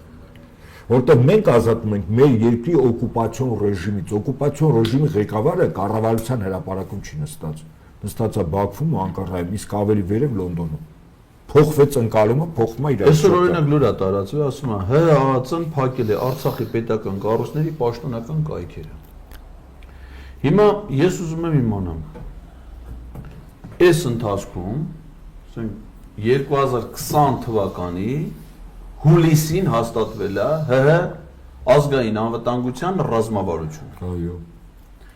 2021 թվականին հաստատվել է կառավարության գործունեության ծրագիրը։ Այդ ժամանակաշրջանից մինչև հիմա մեր երկրում ոչ ազգային անվտանգության ռազմավարությունն է փոխվել, ոչ կառավարության ծրագիրը փոխվել, ոչ օրենքն է փոխվել, ոչ կարգավորումները փոխվել, ոչ մի բան չի փոխվել, ամեն ինչ ոնց կար այն ժամանակ, հիմա կա այդպես հարց։ Ազգային անվտանգության ծառայության դիրքորոշումը ինչի է փոխվել։ Այսինքն ինչի իրանք 2020 թվականի օգոստոսին չէին փակում Արցախի պետական մարմինների պաշտոնական կայքերը, հիմա փակում են։ Որտեղ իրականացնում են պետական դավաճանություն։ Անցել են թշնամու կողմը։ Սպասարկում են թշնամու շահերը։ Ճիշտ է։ Այսքան թշնամ են իրար։ Եթե օրենքը փոխվի, ասի դե գիտես ես ծառայություն եմ, երկրի օրենքը փոխվել է, երկրի օրենքներն եմ ծառայում։ Երկրի օրենքները նույնն են։ Իրա մոտեցումն է փոխվել։ Փոխվել է թշնամու պահանջներին համահունչ։ Արտգործնախարարության բանը, մամուլի խոսնակ, ասում է Ադրբեջանից վերջերս նորից դժգոհել է, չէ՞, ականապատ դաշտերի քարտեզների որակից։ Ասում է 829 հատ մատյան ենք տրամադրել, ականապատ դաշտերի քարտեզ ենք տրամադրել Ադրբեջանում։ Ականապատ դաշտի քարտեզի վրա 3 հատ գաղտնիության փեչատ կա խփած։ Առնվազն էլ ես չեմ տեսել դրանցից, բայց պատկերացնում եմ։ Հույժ գաղտնի ռազմական բնույթի գաղտնիք հանդիսացող տեղեկությունը։ Պետական դավաճանության հոդվածի առաջին նկարագրությունը հետևյալն է։ Պետական գաղտնիք հանդիսացող տեղեկությունները թշնամուն փոխանցել է։ Եթե մի տեղեկություն պետական գաղտնիք է, ու դու դա հանձնում ես թշնամուն, դա կոչվում է պետական դավաճանություն, քրեական օրենսգիրքը հենց դրա մասին է։ Մարդիկ խոստովանում են, հանգիստ, ասեք, ագնե աղջիկը, դե սիրունիկ հավաքվել են, մարկսվել է, կանգնել է, նկարան, Հայաստանը Ադրբեջանին փոխանցել է ռազմական բնույթի հույժ գաղտնի տեղեկություն։ Ու այդ աղջիկը ազատության մեջ է։ Այդ աղջիկը, այդ տեղեկություն հանձնող, իր նախարարը, վարչապետը, զինված ուժերի գլխավոր շտաբի բաժնի պետը, առաջին բաժնի պետը, դրանք սա ազատության մեջ են։ Բայց գաղտնի տեղեկություն Ադրբեջանի մոտ է։ Պատկերացնում եք իշխանափոխություն ինչի Նիկոլը թույլ չի տա։ Նրանք ովքեր ուզում են իր հետ ընտրությունների գնալ, հաշվում են, որ այս մարդը ապուշ չի ինքը գիտի, որ իրան սպասվում է ինչ։ Հասկանում եք։ Շատ լավ։ Հելետի մեր իմացածն է։ Ինքը լրիվ գիտի, չէ՞, ինչ էր արել։ Այո։ Եվ գիտի, որ դրանից հետո այդ ամեն ինչը պետք է բացահայտվի։ Եթե Սիրիասնատոյի հետ արդեն ժամ 15 րոպեից ավել ենք, եթե կա ուրիշ բան ասելու ընկերներ, պարոն Նահապետյան։ Ասելու շատ բան կա, ես ընդհանրապես նորից ընդհանրացնեմ։ Նրանք ովքեր որ զինվորական կրթություն են ստացել, բանակում են ծառայել, եւ երբ մարտական խնդիր էին, ասենք, վերադասարանատարություն ստանում, առաջին գործը իրավիճակի գնահատական էր։ Եթե դու տալիս ես իրավիճակի սխալ գնահատական, քո ցանկացած պլանավորում, որի մեջ ներգրավում է զին անձնակազմ, զին տեխնիկա,